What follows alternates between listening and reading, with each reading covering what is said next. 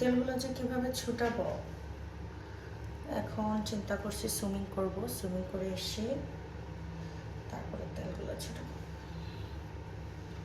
অনেক তেল মাথার মধ্যে, আমি সবসময় তেল মাথার মধ্যে দিয়ে রাখি, বেশি বেশি করে তেল দিই যেন আমার চুলটা ভালো থাকে। আজকে হচ্ছে আমার সুইমিং ডে। মাথায় তেল দিছি একবারে বেশি বেশি, এমন তেল দিছি আজকে 2 দিন ধরে তেল দিছি।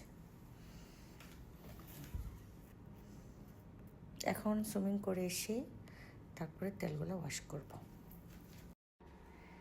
আমি হচ্ছে গিয়ে কিছু না,